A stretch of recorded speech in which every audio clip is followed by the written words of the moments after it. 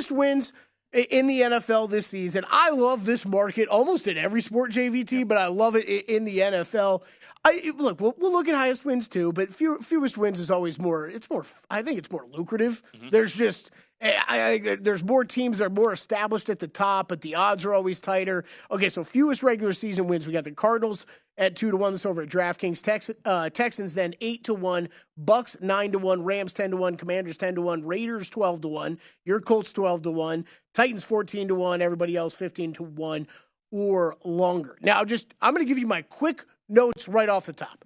I'm not betting almost any team. I'm not betting at 2-1 on May 20th to have the fewest wins in the entirety of this season. Right. So as bad as we think the Cardinals are going to be, no, I'm not betting that at 2-1. Okay, Texans, they have a worse roster in my opinion. Like they should be the worst team, but. Oh, I would disagree with that. You would? I think the Texans actually, for a team of the Texans' rating, I will preface it, has a somewhat high ceiling for how they're constructed. Okay. I will say. I think at least. So my problem with the bet in this market on them, though, is the division that they play in, right? How many wins might you be able to just squeak by against the Titans, the Colts? And I don't know if the Jags slip up. Who knows? Maybe.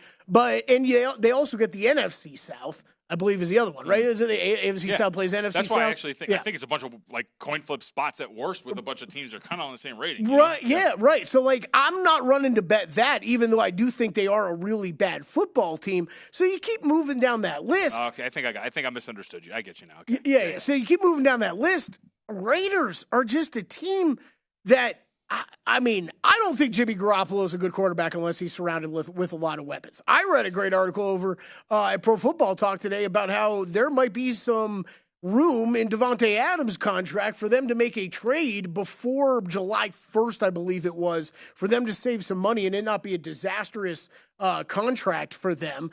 So I'm not even factoring that into the equation. Davante Adams still on the team. I don't think this team is good enough offensively or defensively, JVT, to really contend in that division whatsoever. I think they are clear-cut the worst team in that division. We both expect some positive regression from the Broncos this year, so that's why I should preface it with that. But I think the Raiders are going to be the worst team in that division. And, man, I think it could get real bad for that team. Who doesn't play, they're also not just, when we talk about strength of schedule, especially using win totals, they're right down the middle, I believe. No, I'm sorry. They have the second toughest schedule based off of win totals. Yeah, the Raiders. Yeah. So you add all that together, and you're giving me 12-1? I think that's a bet in this market. Yeah, and we were talking about this off the year, too. They are a team that I think you can qualify as living on a razor's edge, in that if Jimmy Garoppolo goes down, your quarterback depth chart becomes Brian Hoyer and Aiden O'Connell. Mm-hmm. I think Chase Garber still on this thing too? I think he might be there too. So like you don't have a ton of depth at quarterback. That's not really great for you. If one thing goes wrong in that room, and as I mentioned with Pritch, Garoppolo is a guy who, of the last 3 seasons that he has played 32 total games. That's not really great in terms of success here when it comes to Jimmy Garoppolo, or should be stability. We should put it that way. Their defense is going to be among the worst in the National Football League. Didn't really get that much better. And by the way, I think we forget, with Tyree Wilson, kid is coming off of a major foot injury that you don't even know what his production is going to be like this year. Mm-hmm. That was more of like a building block for the future as opposed to a guy who's going to threaten to win Defensive Rookie of the Year. So I think all of those things put together, coupled with what you've already mentioned, and the price, as you said, in the range of about 12-1.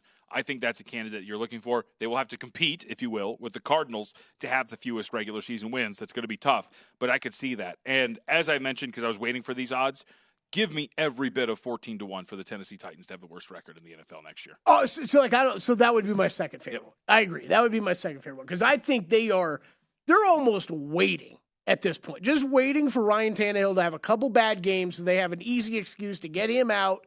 And look, both teams, real quick, Titans and Raiders, we get so wrapped up like post-draft that like we don't think these teams are going to change it all. They're now kind of set of how they're going to roll into the regular season. I just looked up something because I wanted to look at some Josh Jacobs stats. Man, there's article after article about Josh Jacobs being rumored in some with some trades right now too. So Davante Adams, Josh Jacobs, and Derrick Henry, we've been hearing about for about 4 months now, keep getting brought up in trade rumors. Do I really think any of them are going to happen?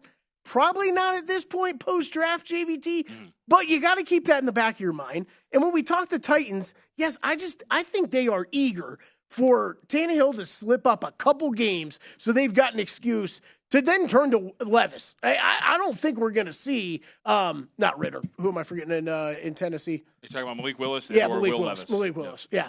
Well, I don't think we're going to see Willis. I think Levis ends up beating him out. They're going to concentrate on how quickly can we get to Will Levis, and I think that's going to be a lot of losses then along the way as you're making that transition, and then he starts taking over at quarterback. Yep. So the inverse of this, of course, is the most wins in a regular season. And I would point to, there's a lot to look at. I do think when you're looking overall, a couple of the obvious candidates are at the top, Chiefs, Eagles, Bengals, Bills, 49ers. I actually wouldn't say no to the San Francisco 49ers, only because if you look at strength of schedule, they have one of the easiest ones out there. They have the fifth easiest schedule in the NFL by projected win totals of opponents. And if you're looking around at maybe some other long shot candidates to potentially take in, this is one. I don't know if I've mentioned this to you before or not. I think I've mentioned this to Femi. Yeah. If we're going double digits, kind of like we're talking about here, and projecting worst case scenario, but the inverse of that, which is the best case scenario, I think the Jacksonville Jaguars are a team that best case scenario could actually rip off a bunch of wins, but also not be that good. I want to stress that. Yes, totally. Yeah. I think that we talk about it like Philadelphia was good last year, but they also their record largely benefited from the easiest schedule in the NFL. You don't really understand, I think sometimes, or we don't really understand how beneficial a bad schedule can be or a good schedule. And the Jacksonville Jaguars' 12th easiest schedule in the NFL coming into next season, that thing could get easier when you're talking about a Tennessee Titans team that you and I both think are a team that is a candidate to be the worst in the NFL against the NFC South.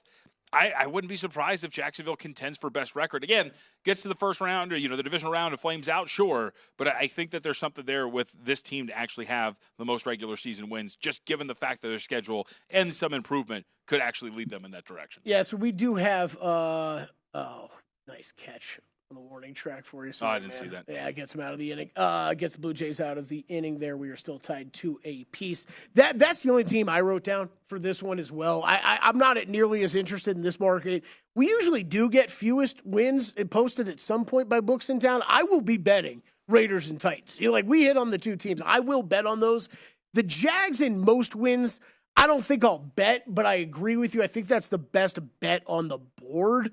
I think when you start talking about most wins and in the NFL, I think those top few teams that we had listed on that graphic, Bengals, Chiefs, Eagles, they're still most likely those three teams to finish that way, but it's kind of like the golf this weekend, right? Where you look at Rory, Scotty Scheffler, or John Rahm, it's like, okay, all three of those guys have a chance of being pretty good, but who's going to be best? And it's razor thin differences between those teams that I'm not really going to guess on. I'd rather pick the chance of a longer shot coming through and capturing this. Go to VSiN.com/subscribe to become a VSiN Pro subscriber today.